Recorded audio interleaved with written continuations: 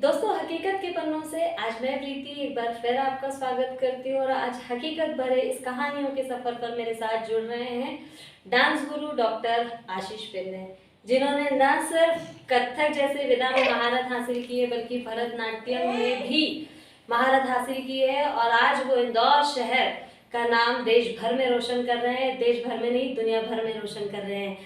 उनके जीवन के कुछ खास किस्से और अनछुए पहलू आज हम उनसे जानेंगे। वो बताएंगे कैसे उन्होंने अपने प्रोफेशन के साथ डांस की इन दोनों विधाओं को जोड़ा, आगे बढ़ रहे हैं और इसकी शिक्षा बतौर गुरु वो दे रहे हैं। आशीष, नमस्ते सभी दर्शकों को बहुत बहुत अभिनंदन है। प्रीति जी, थैंक यू, आप आए हमारे साथ। आज हम लोग ये बातचीत करेंगे।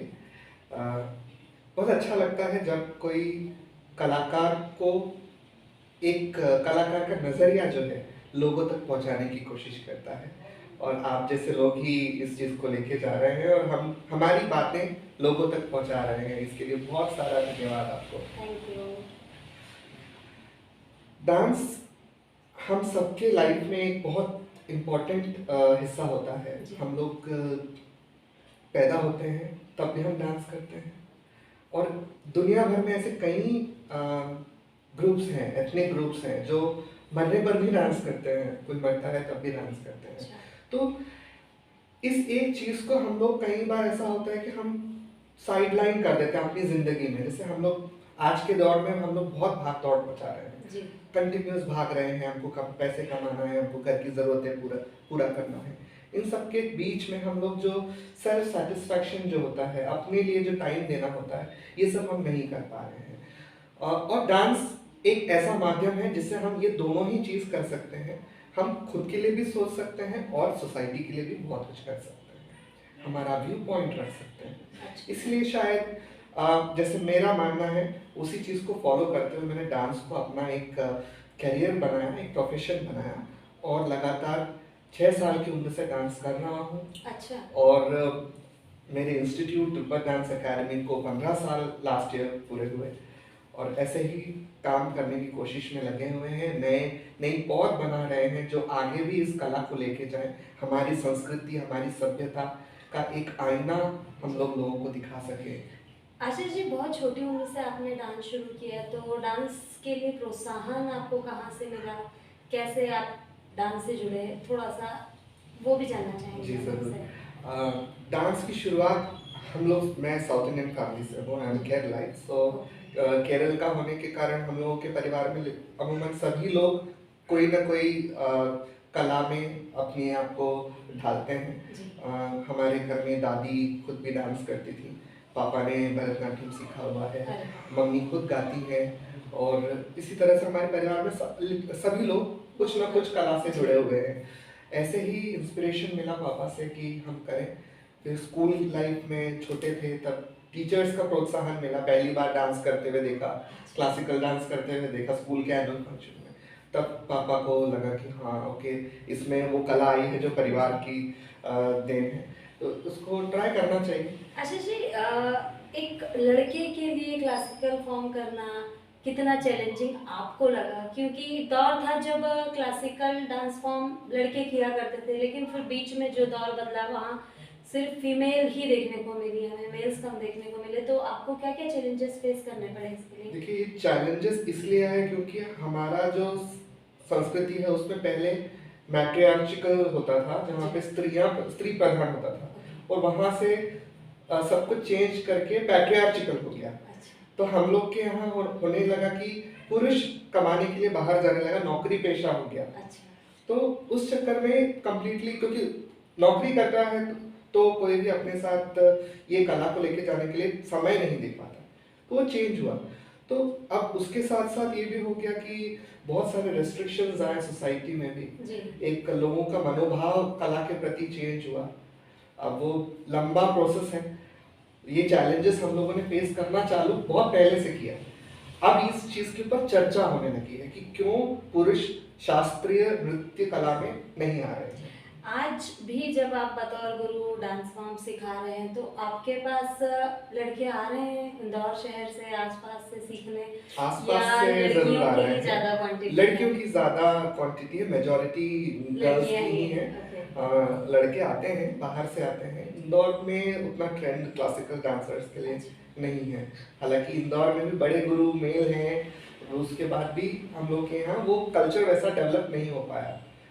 मैंने भी बहुत कोशिश करी कि थोड़ा सा लड़कों को ये सब चीज़ें डांस के लिए कोशिश करें। जी। यहाँ तक कि हमने ये भी किया कि हम लोग फीस नहीं लेते हैं। हाँ। Come and learn, if you like to do this dancing Okay. Then you can continue.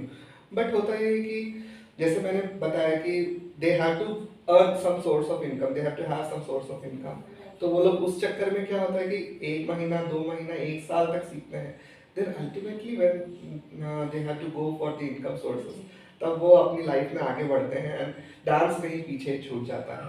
और फिर हाँ ये है कि शास्त्रीय नृत्य है, जनरल लोगों का मानना ये है कि लड़कियों का डांस फॉर्म होता है, तो कमेंट्स भी बहुत सारे मिल जाते हैं। तो ऐसे में क्या हो जाता है कि लड़के थोड़े से इनहिबिट हो जाते हैं कि मुझे करना है कि नहीं करना है। ऐसे कई लड़के आके गए जो literally they had good scope कि हाँ कर सकते हैं, बट अपनी लाइफ की जो मुश्किलें हैं, अपने घर चलाना है, उनको लाइफ में आगे बढ़ना है, they have a different career, तो उस चक्कर में छूट जाता है। आपने बताया जैसा भरतनाट्यम का जो है आपने वो बाय बर्थ आया है टैलेंट, केरला जैसी खूबसूरत जगह जहाँ इस डांस फॉर्म को बहुत ज़्यादा माना जाता है, वहाँ जब आपने सीखा इसको तो क्या एटमॉस्फेयर मिला आपको और कैसा लगा आपको? लोगों ने कहा कि आप इसको आगे बढ़ा सकते हैं और क्या क्या कमियाँ हैं उसको दूर कर सकते हैं और किस तरह से इसे देश में दुनिया में आगे बढ़ाया जाना चाहिए, थोड़ा सा हम वो कहानी भी आपसे जानना चाहते हैं आपकी लाइफ से जुड़ी हुई। जब मैं डांस सीखना स्टार्ट किया, मैंने इंदौर में रह के स्टार्ट किया। मेरे पहले गुरु मेरे पिता हैं, उन्हीं ने ही मुझे बारीकियाँ सिखाई, उनसे सीखा। फिर एक टाइम बाद 2 से 3 साल बाद उन्होंने बोला कि ओके तुम्हें दूसरों से भी सीखना चाहिए, क्योंकि पापा ने भी ये प्रोफेशन छोड़ दिया एक टाइम बाद, जब उनकी शादी हुई ना, तो रिस्पॉन्सिबिलिटीज आई, तो उन्होंने भी डांस छोड़ा। तो मैंने भी कभी सोचा नहीं था कि ओके मैं इसमें इतना आगे बढ़ूंगा, बट ये था कि उन्होंने एनकरेज किया कि आप सीखो और अच्छा कर रहे हो, बाकी बाद में देखेंगे कि प्रोफेशन बनाना है कि नहीं बनाएंगे, कला सीखो ज़रूर, जीवन के लिए बहुत एक अनमोल चीज़ है। तो ऐसे में सीखने की शुरुआत हुई। पापा से जो ट्रेनिंग मिली, एक क्लासिकल डांसिंग में स्टाइल्स होते हैं, घराने होते हैं, जैसे कथक में भी 4 घराने हैं, भरतनाट्यम में भी 5 घराने हैं। तो every house has a style, एक स्टाइल होता है। कहीं पे बहुत ज्योमेट्रिकल होता है, टाइट लाइन, बॉडी बहुत टाइट होती है। कुछ जगह पे होता है फुटवर्क मूवमेंट्स जो होते हैं उस पर फोकस होता है। तो पापा ने कलाक्षेत्र स्टाइल में सिखाया था। फिर मैंने जब सीखना स्टार्ट किया तो कलामंडलम स्टाइल हो गया, उसमें सॉफ्टनेस बहुत है, मूवमेंट्स में लयकारी ज़्यादा है, सर्कुलर मूवमेंट्स बहुत है, जैसे मोहिनीअट्टम आप देखते हैं तो उसमें कैसे लचक के साथ चलता है। तो यूजुअली भरतनाट्यम तमिलनाडु का डांस होने की वजह से कहते हैं कि बहुत टाइट डांसिंग हो जाता है। तो अभी यहाँ पे ये हो जाता है कि 2 अलग अलग स्टाइल्स का मिक्स मेरे को सीखने को मिला। तो उससे ये हुआ कि हाँ, आज जो मेरा स्टाइल है, आज जो मैं सिखा रहा हूँ, उसमें हर चीज़ थोड़ा थोड़ा मिल जाता है। कहीं पे मुझे लगता है कि इस जगह पे मुझे बॉडी टाइट रख के करना चाहिए, कहीं जगह पे मुझे लगता है कि थोड़ा सा ज़्यादा सॉफ्ट होना चाहिए, ज़्यादा श्रृंगार होना चाहिए, ज़्यादा लास्य होना चाहिए, तो मैं वो इनकॉर्पोरेट करता हूँ। तो होता यह है कि हर ग्रुप के पास अपना अपना स्टाइल होता है, तो वो सीखने में थोड़ा सा मुश्किल होता है। एक जगह से दूसरी जगह हम सीखने जाते हैं तो दिक्कतें होती हैं, क्योंकि ऐसा नहीं होता है कि हम बहुत, भरतनाट्यम में भी हम लोग अलग अलग चीज़ें सीखने के लिए जाते हैं, अलग अलग गुरुओं के पास जाते हैं कि हमें ये सीखना है। तो ग्रोथ कंटिन्यूस होती है। तो आज मैं कह सकता हूँ कि माई डांस हैव इवॉल्व्ड, एक नयापन है उसमें अलग अलग घरानों की जो खूबियाँ हैं मैं वो लेके आने की कोशिश कर पा रहा हूँ। 2 डांस फॉर्म है आपके पास, दोनों अपने आप में बहुत बड़े और अलग हैं, कथक और भरतनाट्यम। दोनों को सीखना कितना चैलेंजिंग, और सीख के फिर उस दोनों विधाओं को आगे बढ़ाना ये कितना चैलेंजिंग है आपके लिए, क्योंकि आप बड़ी बड़ी मंच प्रस्तुतियाँ भी देते हैं, देश में भी, देश के बाहर भी, तो कैसे मैनेज किया चीज़ों को from the beginning till now? बहुत मुश्किल रहा ये सफ़र, क्योंकि भरतनाट्यम जैसे मैंने अभी बताया कि बहुत टाइट डांसिंग होती है, बहुत जंप्स होते हैं, बैठना होता है, ये सब बहुत ज़्यादा होता है। कम्प्लीटली ऑपोजिट है, एक दक्षिण भारतीय स्टाइल है और एक Hindustani that is north Indian style है, तो कम्प्लीटली विपरीत है। और स्टार्टिंग प्रॉब्लम तो बहुत ज़्यादा हुआ जब मैं भरतनाट्यम से कथक सीखना स्टार्ट किया। अब इसके पीछे भी एक कहानी है। अच्छा। भरतनाट्यम के लिए मुझे कोई गुरु यहाँ पे इंदौर में मिल नहीं पा रहे थे। जो गुरु हैं वो लड़कियों को ही सिखा रहे थे, तो लड़कों को नहीं सिखा रहे। उस टाइम ऑब्वियसली छोटा तो पहले का टाइम था, तो थोड़ा सा वो रहता था, तो मैं क्या करूं कैसे, क्योंकि मुझे कंटिन्यूअस यहाँ पे भी कोई चाहिए जो मेरे को गाइड कर सके। सिखाना और सीखना एक होता है कि हम ट्रेनिंग के लिए जा रहे हैं, बट वापस अपने शहर, इंदौर तो अपना शहर है, तो यहाँ रह रहे हैं, यहाँ पढ़ रहे हैं, तो यहाँ पे भी हमें कोई चाहिए जो गाइड कर सके। नहीं आशीष, ये रास्ता सही नहीं है, ये रास्ता है, कोई होना चाहिए जो मार्गदर्शक बन सके। तो ऐसे ही मैंने बोला कि okay, I go for one more dance style. Kathak को मैंने चुना और मेरी गुरु कथक की बनी डॉक्टर रागिनी मुखर्जी। उन्होंने बहुत मुझे सपोर्ट किया उस समय। उनको मालूम था कि मैं भरतनाट्यम करता हूँ, कम्प्लीटली ऑपोजिट डांस स्टाइल है, मैं बहुत ज़्यादा मुद्राएं यूज़ करता हूँ, बहुत ज़्यादा एक्सप्रेशन यूज़ करता हूँ। इन सब के बावजूद उन्होंने सपोर्ट किया। बहुत डिफ़िकल्टी फेस हुई। स्टार्टिंग में तो मेरा डांस कथक में भरतनाट्यम दिखता था, लेकिन धीरे धीरे प्रैक्टिस सेशंस और डेज डिफरेंट रखने लगे, जिससे मैं दोनों स्टाइल पे इक्वली कॉन्सेंट्रेट कर सकूँ। भरतनाट्यम परफॉर्मेंस एक टाइम के थोड़ा कम करना चालू किया, ताकि मैं कथक को पकड़ मजबूत कर सकूँ। वो करने के बाद में एक टाइम जब आ गया कि ओके, मैं दोनों ही स्टाइल्स इक्वल पोटेंशियल के साथ प्रेजेंट कर सकूँ, देन मैंने उसको और आगे बढ़ाने के साथ में लेके चलने की, एक ही स्टेज पे दो परफॉर्मेंसेस, दो अलग अलग स्टाइल में लेके जाने की कोशिश करी। मुश्किल है, बट हमारी संस्कृति ये है, अगर हम केरल से यहाँ आके रह सकते हैं और यहाँ के लोगों के साथ यहाँ के तरीके से रह सकते हैं। मैं इंदौरी भी कहलाता हूँ, यहीं पैदा हुआ हूँ, तो यहाँ का सभ्यता, यहाँ की संस्कृति भी साथ में लेके चलना मुझे लगता है ज़्यादा अच्छा है। आप बाय प्रोफेशन एचआर फील्ड से भी जुड़े हैं जी, ये भी टैलेंट है आप में। साइकोलॉजी में भी आप काफ़ी महारत हासिल की है आपने, तो क्या रहा ऐसा जो आपको एचआर फील्ड में भी संतुष्ट नहीं करता है, फिर आपने डांस को ही कंटिन्यू किया? देखिए, कोई भी फील्ड छोटा या बड़ा नहीं होता, एंड उस सब में उतनी ही डिफ़िकल्टीज हैं। हम कोई भी काम करें उतनी ही मुश्किल आएगी, उतने ही प्रॉब्लम्स हम फेस करेंगे, लेकिन एक होता है कि हम लोग किससे दिल से जुड़ जाते हैं। डांस मेरा एक पैशन है, जो जिसे मेरे परिवार ने अच्छे से पानी दे के, टाइम दे के, मनी इन्वेस्ट करके मुझे दिया, और वो उसने मुझे बहुत सारा प्यार और रेस्पेक्ट इस शहर से मिला, बाकी सभी जगह से मिला, बच्चों से मिला। सो तय किया कि एज एन एचआर मैंने अपनी तरफ से 100% दिया। फिर भी लगा कि कहीं ना कहीं नहीं, मुझे कला के प्रति जो मेरा प्यार है वो मुझसे कहीं छूट ना जाए। तो फिर तय किया कि okay, I should continue with my passion in dance. Indore वापस आया दिल्ली में 2 साल जॉब करने के बाद, फिर से एक और बार लगा क्लासिकल डांसिंग की ट्रेनिंग में, और साथ साथ में मैंने मेरा एमए साइकोलॉजी कंप्लीट किया। उसमें भी मैं गोल्ड मेडल प्राप्त किया मैंने डीएवी से। वो करने के बाद दोनों फील्ड, अब साइकोलॉजी एंड डांस दो ऐसा फील्ड है जो एक दूसरे के साथ बहुत अच्छे से चलता है, क्योंकि डांस में भी हम इमोशंस को एक्सप्रेस कर रहे हैं और कहते हैं कि डांस के थ्रू हम अपने आप को जी सकते हैं। तो हम लोग बोलते हैं जैसे there is a saying, dance is the manifestation of life, और लाइफ इटसेल्फ, ऐसा बोलते हैं। Very good line. तो हमने सोचा कि ओके, इसी चीज़ को आगे बढ़ाते हैं। अभी हाल ही में इसी क्रम में मैंने कई चीज़ें नई अटेम्प्ट करी, जैसे फैड होता है fluidity and agility in dance. Normally हम सब लोगों में कुछ ना कुछ करने की चाहत होती है, लेकिन हमें कोई काम करने की फ्लूइडिटी, जो तरंग जो होती है, वो कंटिन्यू नहीं रह पाती। हमारी बॉडी जो मूवमेंट, कई लोग बोलते हैं हम शादी में भी डांस नहीं कर पाते, उसका कारण है कि हमारे अंदर फ्लूइडिटी नहीं है। तो फ्लूइडिटी और एजिलिटी ऐसा कॉन्सेप्ट है जो साइकोलॉजी का है। अब मेरा कोशिश ये रहा कि उस कॉन्सेप्ट को मैं डांस के थ्रू निकाल के लेके आऊँ।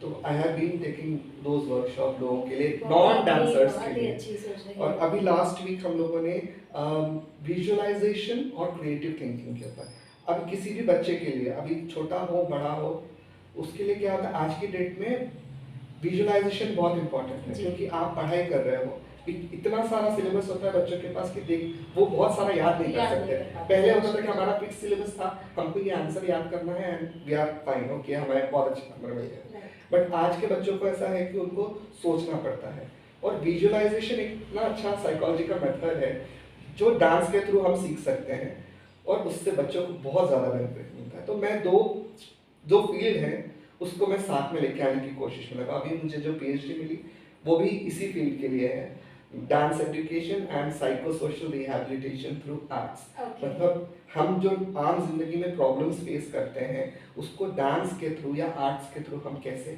सॉल्व कर सकते हैं। मंच पे आपने कैसे जो सामाजिक समस्याएं हैं उनको लाने का प्रयास किया? एक बार मैं वो जानना चाहती हूँ आपसे कि किस तरह आप सामाजिक समस्याओं को लोगों को दिखाने का प्रयास करते हैं कि हम उन्हें दूर कर सकते हैं और बेहतर जीवन जी सकते हैं। डेफिनेटली डांस हमारे सोसाइटी का मिरर है। जी। हम लोग जो डांसर्स हैं हम कोशिश यही करते हैं, डांस ही नहीं, थिएटर हो, म्यूजिक हो, कोई सा भी आर्ट फॉर्म हो, पेंटिंग हो, ड्राइंग हो, Right. ये सभी चीज़ें ऐसी कलाएं हैं जो हमारी सोच को अभिव्यक्त करती हैं। हम कोशिश करते हैं कि समाज में जो हो रहा है जी। वो आम दर्शकों तक पहुंचा सकें और उनको एक रीजनिंग दे सकें कि क्या सही है और क्या गलत है। कला सोचने पर मजबूर करता है, और यही कोशिश है। आजकल बहुत सारी चीज़ें हैं हमारे पास जो हम बोल सकते हैं, कह सकते हैं, दिखा सकते हैं। बीट पर्यावरण की बातें करते हैं हम लोग, जल के ऊपर बात करते हैं। हमने रिवर फेस्टिवल में प्रस्तुति दी तो हमने पानी को संजोने के लिए जो संदेश है वो देने की कोशिश करी। हम लोगों ने कटक में एक परफॉर्मेंस दी थी हाल ही में, उसमें जो लॉकडाउन के पहले हमने दी थी, उसमें हम लोगों ने स्त्री शक्ति के ऊपर बात करी हम लोगों ने, क्योंकि कन्या भ्रूण हत्या यूजुअली हम लोग डांस में हम दिखाते नहीं, बट हम लोगों ने उसको भरतनाट्यम के थ्रू उसको प्रेजेंट किया एंड वो लोगों को समझ में आया। तो ड्रामेटाइजेशन और डांस वगैरह वाइडर ऑडियंस को इंटरेक्टिव तरीके से मैसेजेस पहुंचाने में कामयाब होता है। तो इसी तरह से हमारे पास बहुत सारी ऐसी चीज़ें हैं हम लोग जो करते हैं, जैसे कि हम लोग बोलते हैं कि करप्शन की बात करते हैं, तो हम लोग डांस के थ्रू भी वो चीज़ें बता रहे हैं। क्योंकि क्या हो जाता है कि आमतौर पे हम लोग ये सब बातें जब करते हैं तो ऊपर ऊपर से करते हैं जी। और जब इंसान कोई चीज़ देखता है कला के माध्यम से जी। तो उसको समय मिलता है, अरे हाँ हमने तो ये देखा था, ये सही है, हमने वहाँ पे वो पेपर में पढ़ा था, तो ये क्या सही है क्या सही नहीं है, तो एक सोचने का समय देता है और साथ साथ में एक मनोरंजन का माध्यम भी बन जाता है। बिल्कुल। आमतौर पे होता है कि हम पेपर पढ़ लेते हैं, पेपर पढ़ने से होता है कि हमको खबर पता लग जाती है, बट हमारी राय तो बन जाती है, पर उसके ऊपर हम लोग सोचते नहीं हैं कि क्या ये सही है। जैसे हमारे टीचर्स बोलते थे कि ओके आप एक न्यूज़पेपर नहीं, आप 2 से 3 न्यूज़पेपर पढ़ो, सभी अलग अलग व्यू पॉइंट रखते हैं, तब आपको आपका व्यू पॉइंट मिलेगा। तो वैसे ही कला एक समग्र आइडिया देता है, सभी न्यूज़पेपर से इकट्ठा हुआ जानकारी हम लोग उस प्रस्तुति में रख सकते हैं, और जो एक जगह पे इकट्ठा होकर सामने वाले दर्शक को एक नया सोचने का मुद्दा देता है। दोस्तों आपने सुना डॉक्टर आशीष पिल्ले को, किस तरह उन्होंने बताया कि डांस फॉर्म न सिर्फ हमें मनोरंजन करते हैं बल्कि हम डांस फॉर्म के थ्रू सामाजिक समस्याओं को मंच पे ला सकते हैं और उसके माध्यम से समाज की कुरीतियों को दूर कर सकते हैं, एक अच्छा जीवन दे सकते हैं। और वो लगातार मेहनत कर रहे हैं। उन्होंने अपनी लाइफ में कई चुनौतियों को फेस किया, इतनी कम उम्र में 2 अलग अलग विधाओं के डांस को उन्होंने सीखा, इस कला को आगे बढ़ा रहे हैं, लोगों को प्रोत्साहित कर रहे हैं इस डांस फॉर्म के थ्रू। वो साथ में एक ये मैसेज भी दे रहे हैं कि अगर आप में पैशन है, आप चाहते हैं लाइफ में भारतीय संस्कृति को आगे बढ़ाना, तो अपने प्रोफेशन के साथ अपनी संस्कृति को भी बढ़ावा दे सकते हैं, पर्यावरण को सुरक्षित भी रख सकते हैं।